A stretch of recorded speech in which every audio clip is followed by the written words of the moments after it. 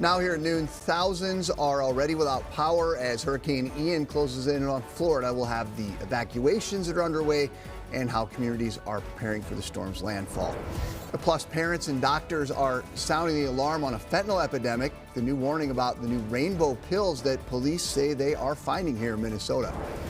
And another push from unions in our state.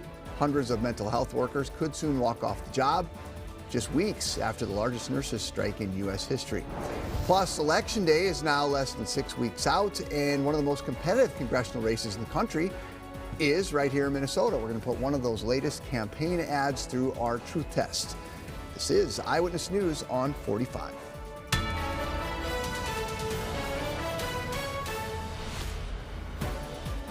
Hi, everybody. Thanks for joining us here. Eyewitness News on 45. I'm Chris Sager in for Leah McLean today. Throughout the show here, we're going to be updating you on Hurricane Ian that is bearing down right now on Florida. I know a lot of you have friends and family there. Let's get right to meteorologist Mace Michaels with a check of your forecast. First, talking nice weather for us, Mace. Obviously not the case down there. Yes. We'll start with us first, and it looks great today, Chris. Look at all of that sunshine, just thin, wispy clouds, already up to 54 degrees. The wind fairly light, a little frosty in some backyards earlier this morning. Had a touch of frost on my backyard. It was more widespread in northern Minnesota where 30s were found. A lot of 50s, though, as you look across the state right now. Just a beautiful day. Sunshine across all of Wisconsin and Minnesota, just a scattering of clouds there towards Lake Michigan and eastward. We will see temperatures jump into the low 60s for this afternoon. Looks like a beautiful day again around here, full of sun. But when we are talking about Florida, obviously Ian, the biggest weather story that you'll hear a lot about today. The storm has gone through what's called an eye wall replacement. Means it kind of goes disorganized. The eye does for a short period of time, and now it's intensified once again. Looks like the outer bands making landfall now, even almost into the eye wall there from Sanibel Island right here. Here's Captiva, so that eye wall just starting to get in there. The worst of the conditions from Fort Myers, Naples, and Bonita Springs on this east side, which will likely see storm surges of 10 to 15 feet, let alone 10 to 20 inches of rain. It's a 155 storm right now, Chris, Category 4, almost a Category 5, so intense. Absolutely. Okay, Mace, we're going to check back in a little bit, continue to track that situation. I mean, it's changing moment by moment, as you just heard there. Hurricane Ian is moving in on Florida's west coast, a Category 4, although very close. You just heard there from Mace. It is approaching Category 5 as it gets closer to land. Ian is forecast to make landfall between Fort Myers and Sarasota, and it doesn't look too far away from doing that yet. It's supposed to happen later this afternoon. Heavy winds are hitting the state right now. This is a live look. This is Holmes Beach. This is on Anna Maria Island. It looks like conditions are deteriorating here. We took this shot about an hour ago. Definitely can tell that the winds are picking up. Now I want to show you a shot. This is the Florida Department of Transportation. This is the Sunshine Skyway. This is over Tampa Bay. For reference, this is the higher bridge that heads south there from the Tampa Bay area down to the Fort Myers area, and just get a load of the waves that are absolutely just hammering the bridge right there down below. It would normally never look like that on this particular waterway. Let's check in now with ABC's Justin Finch with the latest on the track of this storm. Ian is the strongest September hurricane in 2 decades, and it's poised to rip right through Florida. We're going to have a catastrophic impact in southwest Florida, but this thing is going to, really barrel across the state. It's going to be a strong storm. Overnight, the storm passing the Florida Keys, bringing wind, rain, and storm surge. These backyards flooded, residents evacuating through waist-deep water. Nearly 2.5 million people in the state under some sort of evacuation order. I've been here 45 years, and this is the first time I left for a storm. The water just really scared me, and as well as the path. It was very confusing, and I didn't want to risk it. At least 5 tornadoes reported, one of them damaging small planes at an airport in Pembroke Pines and uprooting these trees. 26 states sending support, FEMA teams and search dogs being deployed.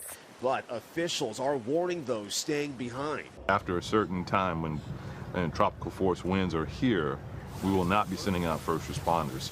And growing concern about Hurricane Ian's intensity. If it makes landfall with wind speeds of 155 miles per hour or more, it would become only the 5th hurricane in U.S. history to do so. Justin Finch, ABC News, Tampa.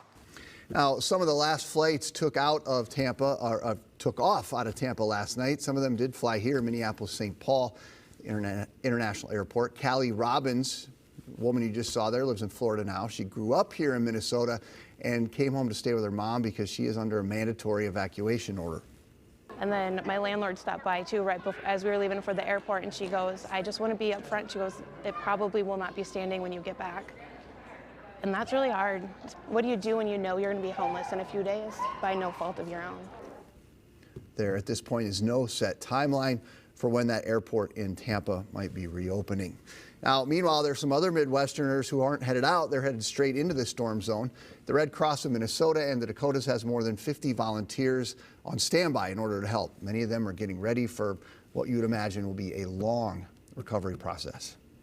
The folks from Minnesota will come back here. Our trucks will come back here, but down there will be people working with residents for months and even years as they start to make their recovery. 12 Red Cross volunteers from Minnesota are already there. Thousands of National Guard members are also deploying so they can help. We will continue to track Hurricane Ian as it comes ashore and the problems that will no doubt come in the aftermath. Bring you updates on air. You can also get the latest anytime, KSTP.com and your 24-hour news feed. There is a warning for parents right now about what is happening in cities across the country with opioid overdoses. Federal agents claim that younger children are now being targeted by dealers with colorful pills known as rainbow fentanyl, made to look like candy. Our Kelsey Christensen has more for you now. Yeah, Attorney General Merrick Garland says the federal government has recently recovered enough fentanyl to kill 36 million Americans, and now he's asking parents for help. Rainbow fentanyl is becoming an alarming trend meant to attract kids and young adults.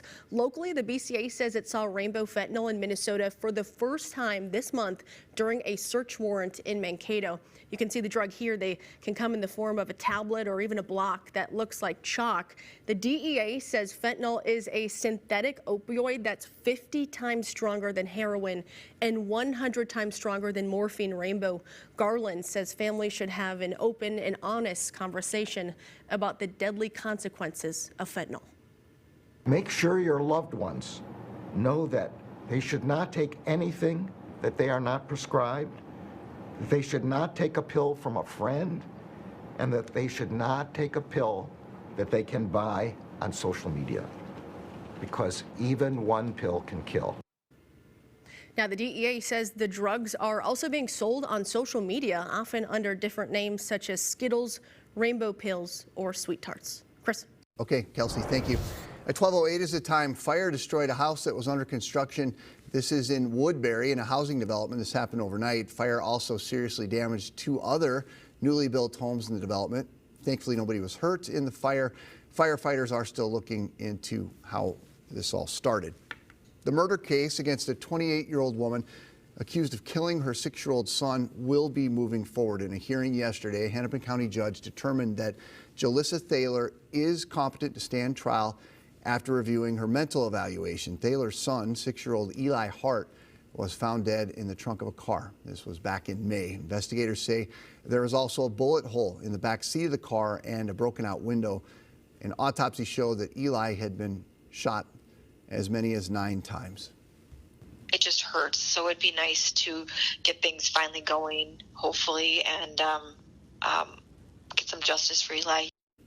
So the voice you just heard there, that is a voice of Josie Josephson, who has become the family's spokesperson after Eli's murder. Now, Thaler's attorney told 5 Eyewitness News that she's hopeful that she'll be released from jail in order to prepare a defense and to grieve.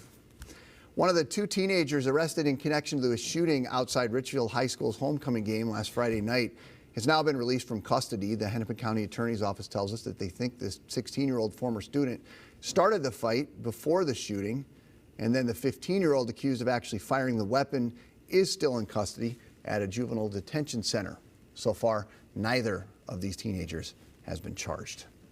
Attorneys for former Minneapolis police officer Brian Cummings are claiming that prosecutors destroyed evidence in the state's case against him. He's charged with second-degree manslaughter and criminal vehicular homicide in connection to a deadly high-speed crash that killed Lanil Frazier. This was back in July of 2021. It did happen when he was on duty. Cummings' attorneys claim that the destroyed evidence includes GPS data, messages between state troopers, and letters and emails. They're now seeking sanctions based on the allegations. There is a judge expected to make a decision within 30 days. Cummings has pleaded not guilty. His trial is set to start on May 1st. There's a new way now for Minneapolis residents to report traffic safety issues. Next for you here on Eyewitness News on 45. How this program works and how many projects the group will be taking on this year. Plus, fun fact, did you know the Minnesota state flower takes more than 16 years to grow? Still ahead, we're going to show you how volunteers are working to protect them. And we're taking you live back outside this morning. This is our Buck Hill Sky Cam, Crystal Lake. Mace Michaels back with a full check your forecast right after this, and we do appreciate you watching Eyewitness News on 45 at noon.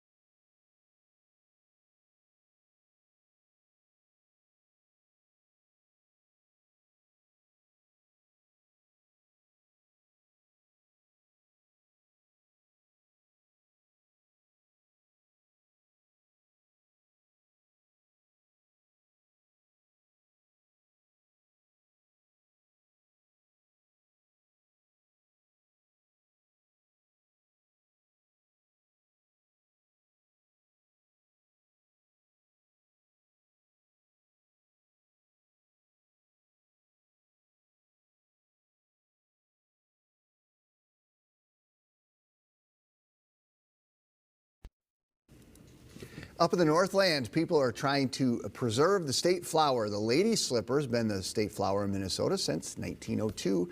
Volunteers gathered at Brighton Beach in Duluth to relocate the flowers away from the harsh environment on Lake Superior. The lady slipper takes a long time to grow. Usually takes about 16 years for the flowers to bloom. The flower can live up to 50 years and it can grow up to 4 feet tall. All right, it is 12:14. Let's talk some weather forecast here. Meteorologist Mace Michaels tracking the latest on this Hurricane Ian, which is just nothing good about this, Mace.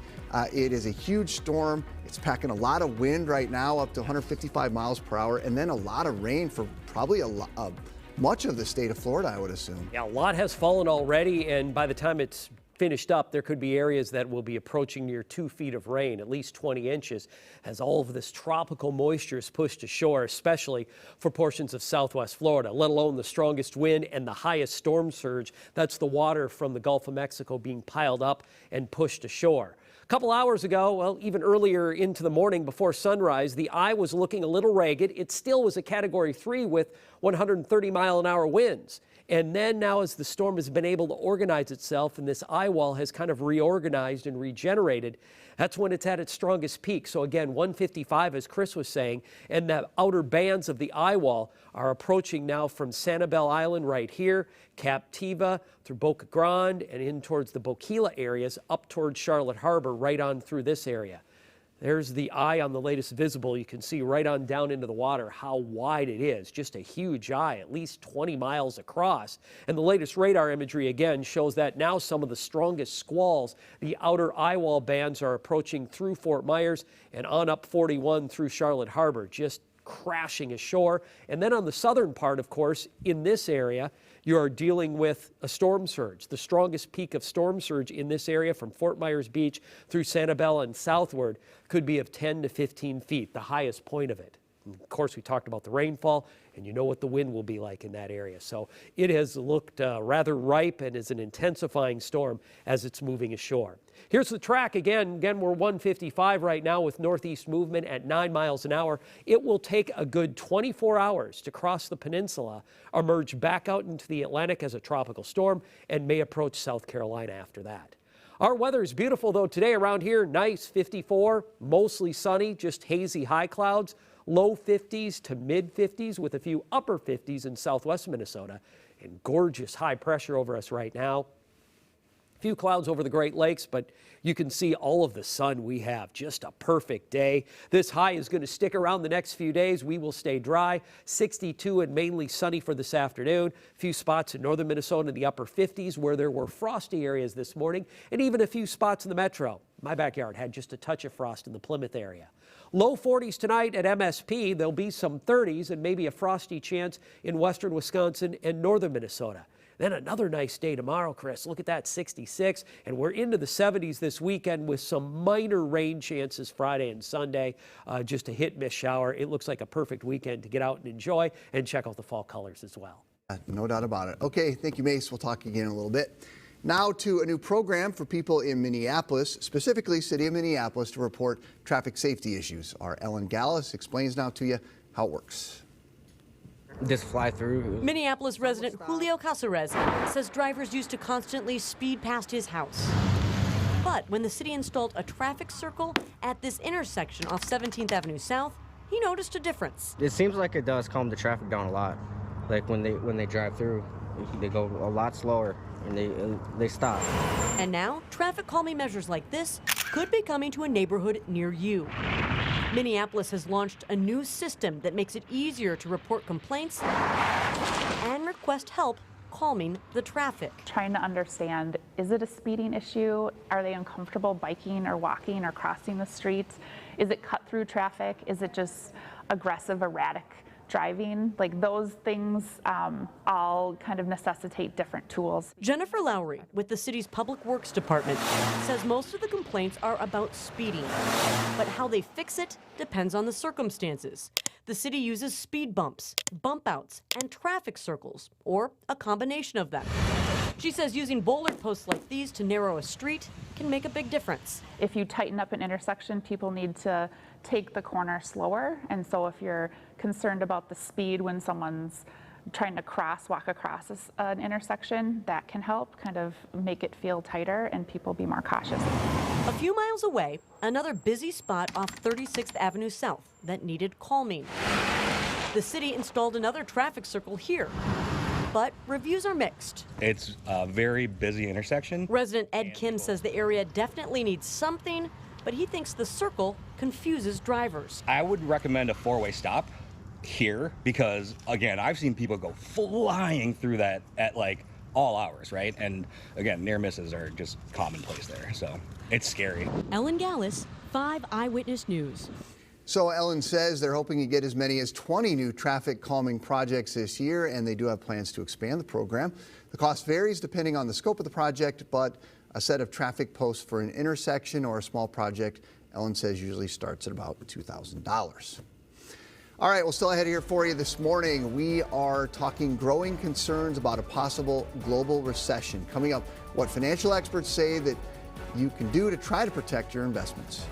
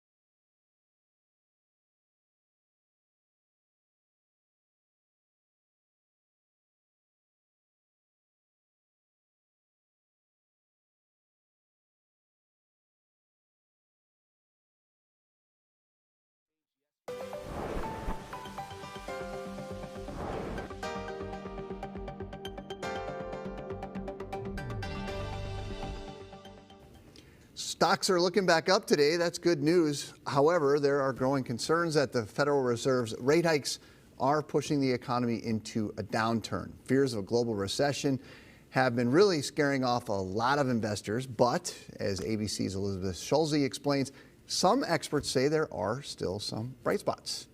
The Dow Jones Industrial Average is now officially in a bear market, down more than 20% from its recent high. We've gone through quite a roller coaster in the markets over the course of this entire year. The sell-off has been sparked by aggressive interest rate hikes from the Federal Reserve in its fight to tame inflation. Higher borrowing costs are now rippling through the economy. Fifth-grade teacher Wesley Robinson and his family started building a new home in Arkansas last year when interest rates were close to 3%. With the low interest rates, we thought, hey, now if we're going to ever upgrade, now's the time. But as the pandemic stalled construction and the Fed kept raising rates, their new home only got more expensive.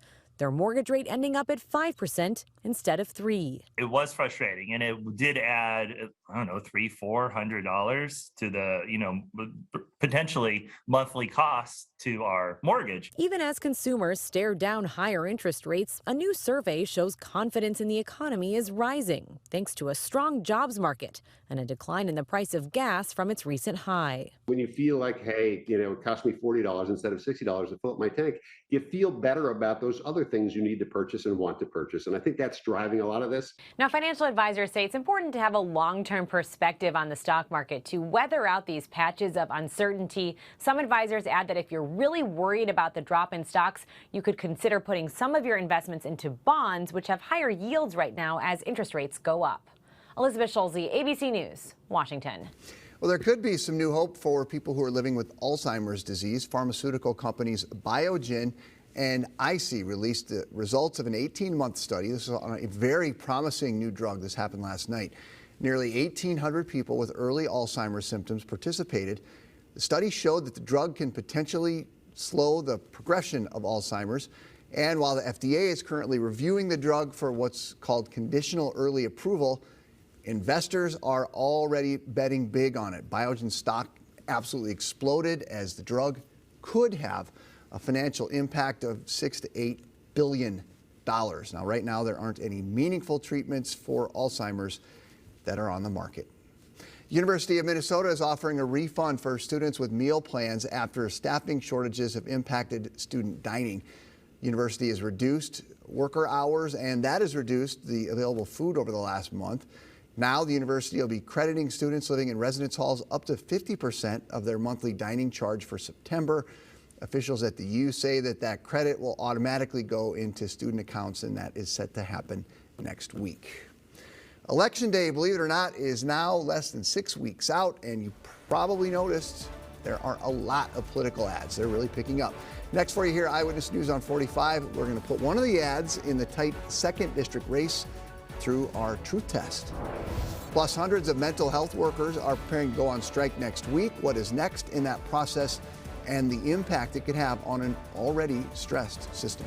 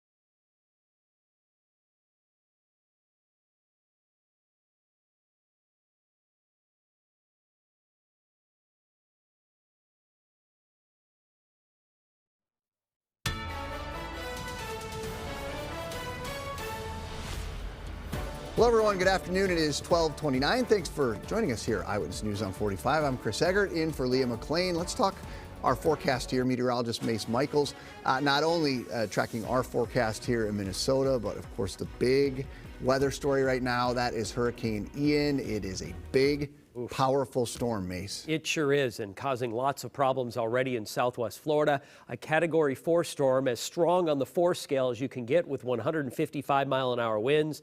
Not far from being a Category 5 and approaching the coast of southwest Florida. The outer bands have shifted ashore now from Fort Myers through Port Charlotte and Punta Gorda, and the eye wall is starting to wiggle there through Sanibel and Captiva. I anticipate some pretty extensive damage in those areas with that type of wind, let alone storm surge. The storm surge is projected to be 10 to 15 feet on this southern eye wall. And as you see, that's curving around right there. So the weather will quickly go downhill, even from areas towards Fort Myers Beach and Bonita Springs, all the way on up to Port Charlotte and, of course, through Fort Myers. So just some very rough conditions down in that area, looking right into the eye. It's about as perfect of an eye as you can get, and it's just wiggling there towards Captiva Island and up Charlotte Harbor. We have hazy high clouds right now. Beautiful day for us. It's in the mid-50s. The wind fairly light, the humidity low. Frosty in spots this morning. Nice afternoon, though, well into the 50s. There's the clear skies with our area of high pressure. Just some clouds off to the east into Michigan. We'll warm through the 50s into the 60s this afternoon, Chris. Beautiful day here. There is. Okay, thank you, Mace. The race for Minnesota's second congressional seat is one of the most competitive in the country. Incumbent Democrat Angie Craig is facing Republican challenger Tyler Kistner. Our chief political reporter Tom Hauser puts the latest attack ad against Craig through his truth test. D.C. elites are always putting taxpayers on the tee.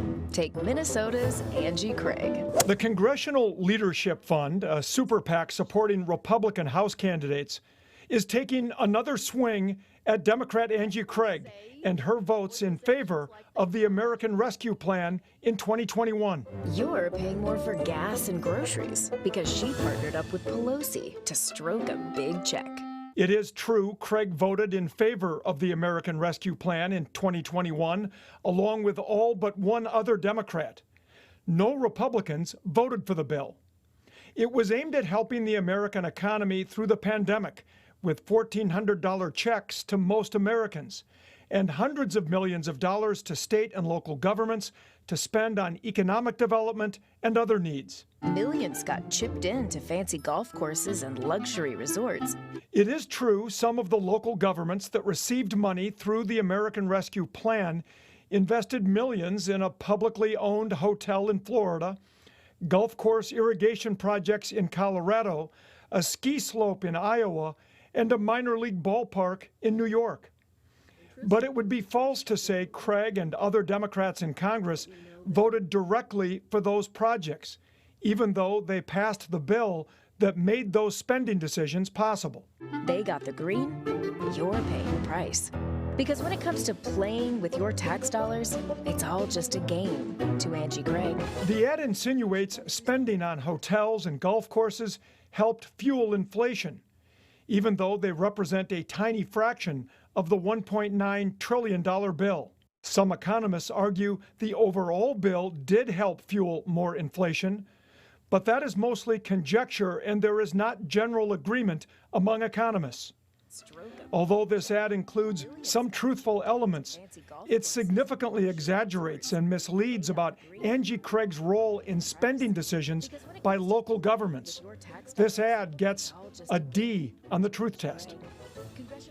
That is our Tom Hauser reporting here. To see how he grades the ads on his truth test, head over to kstp.com/politics. We have all of our other truth tests there posted as well, plus election updates 24/7. Now, our debate night in Minnesota, a reminder, is now just a few weeks away. The leading candidates for governor, attorney general, and secretary of state are all invited to participate. These are the candidates specifically who have accepted our invitation thus far, and you can watch it over on 5 Eyewitness News. Again, that is happening October 23rd, and that is happening from 6 to 9. More than 400 mental health workers may go on strike next week, just weeks after thousands of nurses, you'll recall, from a different union walked off the job earlier this month. Our Callan Gray spoke with a labor historian to try to put this latest stalemate into some perspective for you. Back in May, mental health workers hit the picket line at M Health Fairview and Allina hospitals. Now they're planning to walk off the job again. We were not able to make the progress that we were looking for. Senior mental health coordinator at Abbott Northwestern, Kelly Benson, telling us a strike is set to start October 3rd, unable to reach an agreement as they push for improved safety, including higher staffing levels. We're having trouble with short staffing, which then can lead to issues in care. If we have people who are going through something really major and having a hard time and maybe acting out with violence or aggression, we're unable to safely take care of the patients on the unit as well as the patient that's struggling. The community trauma during the pandemic, she tells us, has led to more patients and patients who are worse off. Benson argues increasing pay is another critical piece to meeting the demand. Within higher pay, that does attract more people who are qualified to come into the field.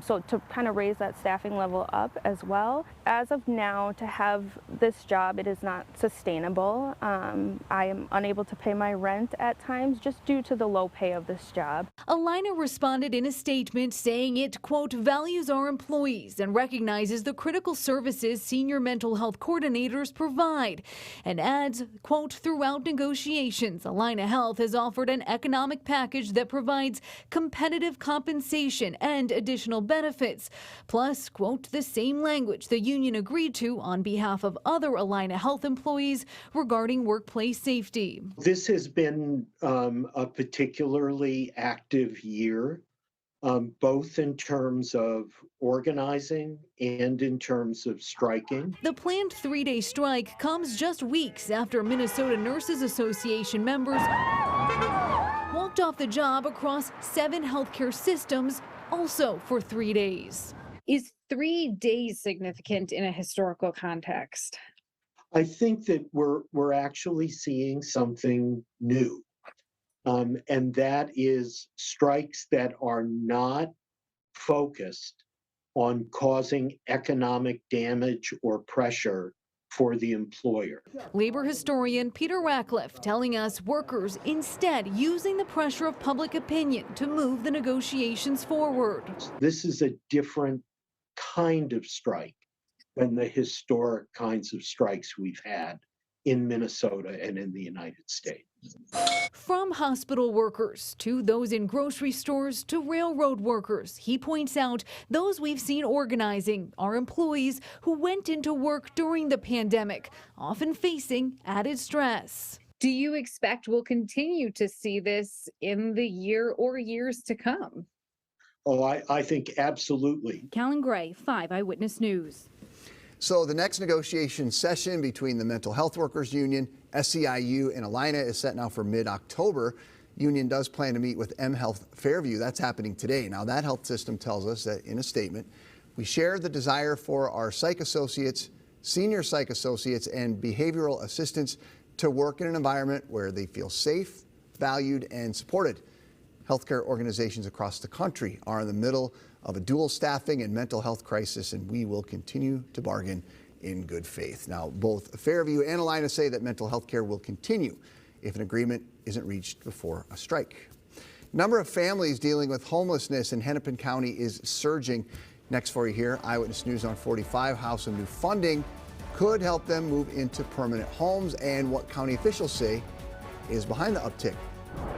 And we're taking you live outside now. Quick look downtown Minneapolis. Mace will be back with another check of your forecast right after this.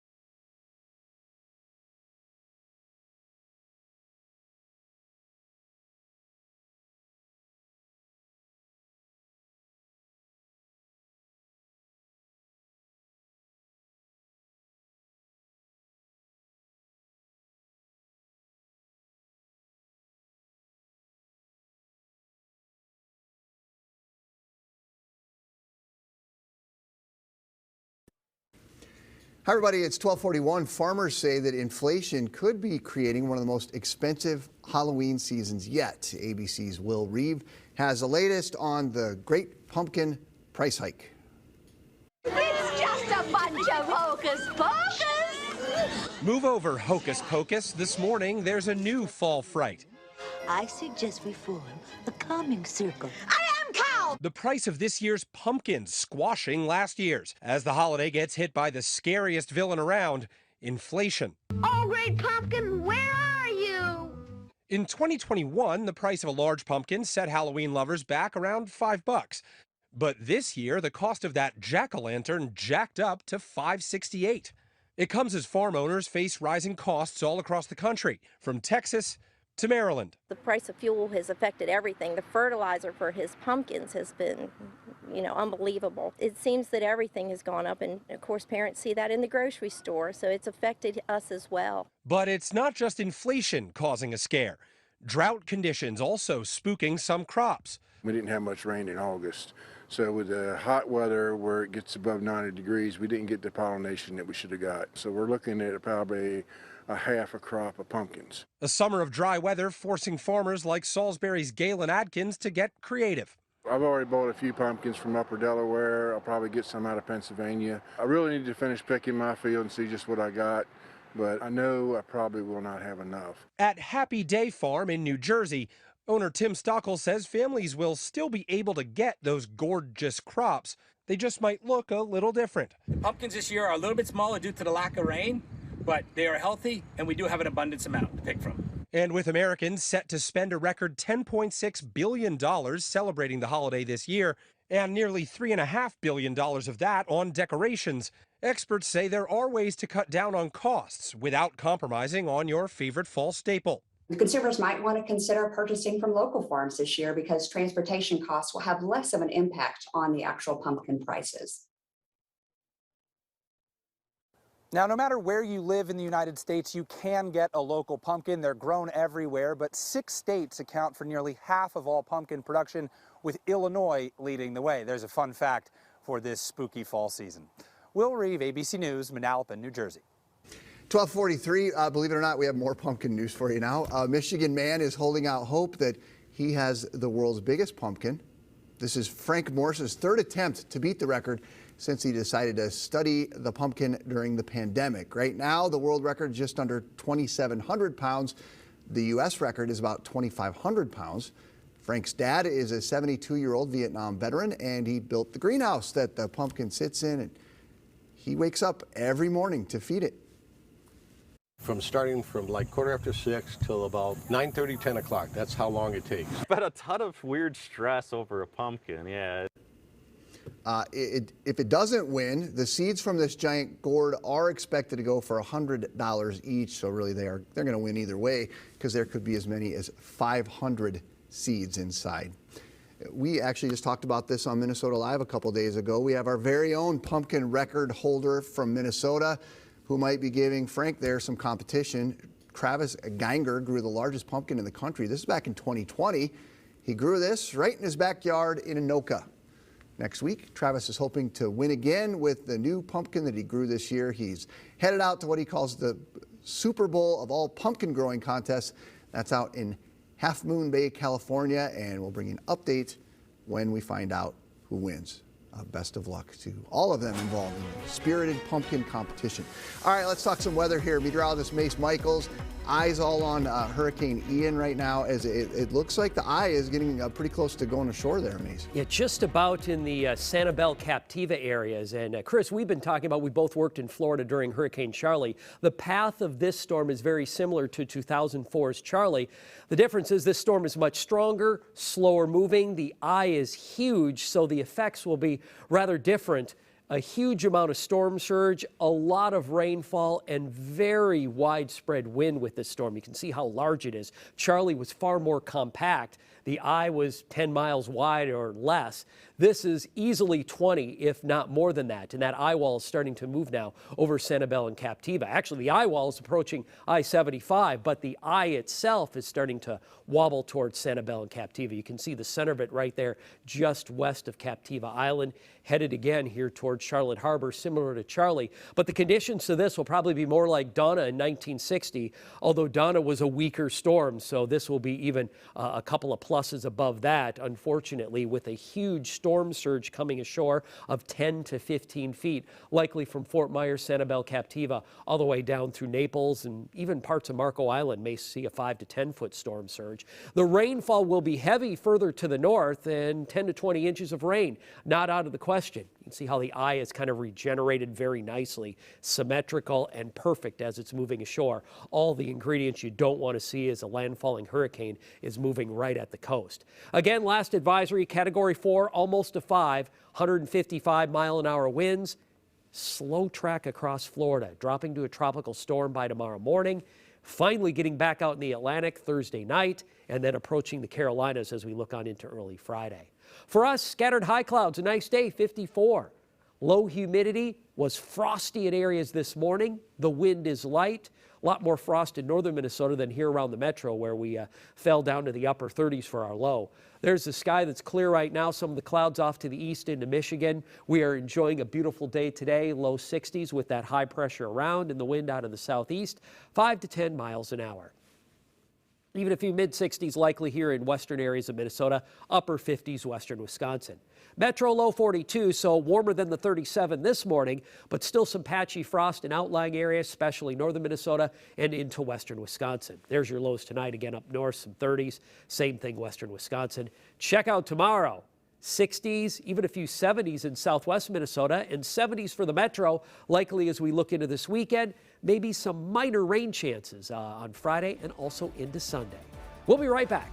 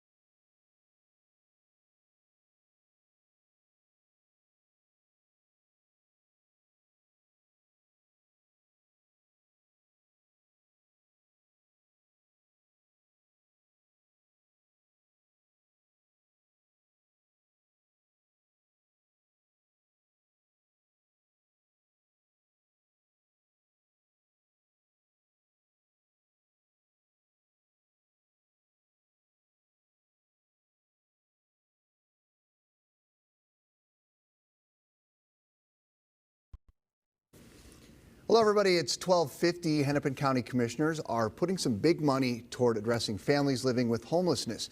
Commissioners approved $3.5 million to curb the numbers.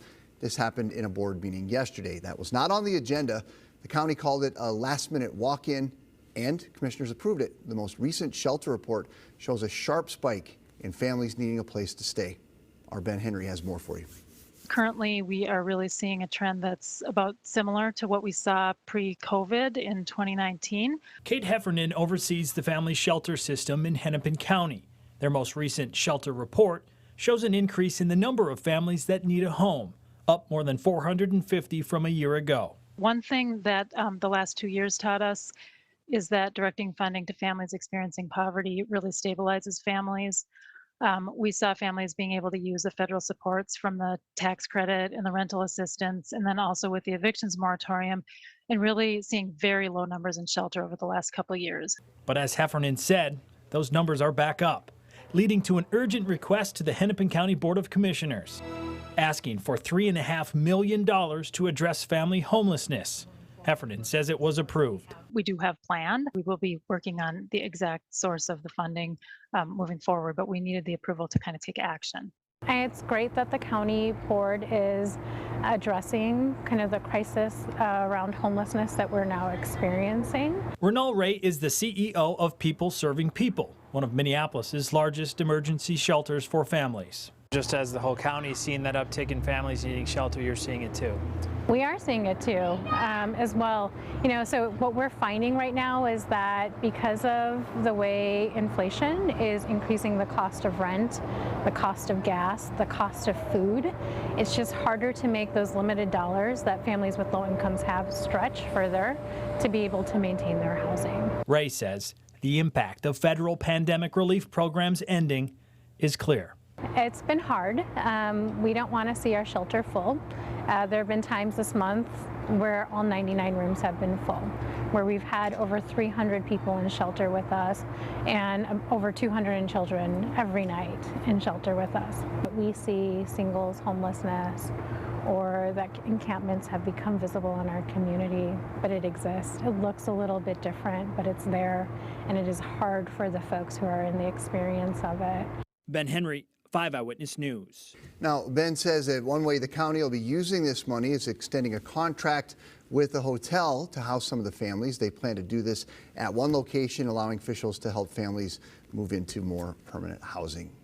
Looking live right now, Buck Hill Skycam, Crystal Lake, sitting pretty here this morning. Mace will be back with another Check Your Forecast right after this.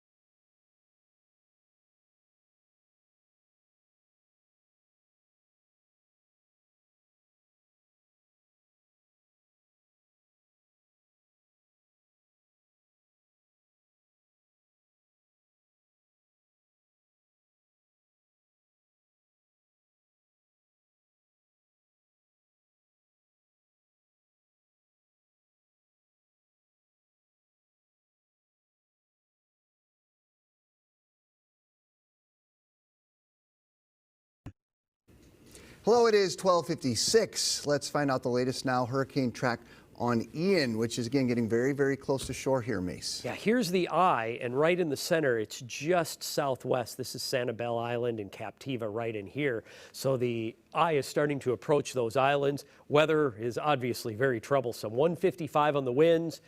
Gusts now well up above 100 miles an hour there towards Sanibel, Captiva, and eventually for Fort Myers. For us, we're just looking at a great day. Hazy sun. Low 60s for our forecast high. And Chris, the next few days, we just keep warming through the 60s. Weekend looks nice. Should be in the 70s and mostly sunny. Just a slight shower chance. Okay, thank you so much, Mace. Of course, our thoughts with everybody down in Florida. Hopefully things won't be as bad as they're looking right now. That's for sure. Well, we do appreciate you watching Eyewitness News here at noon on 45. Our next edition happens at 4:30. That's over on Channel 5. Of course, we're always online, KSTP.com. Have a good day.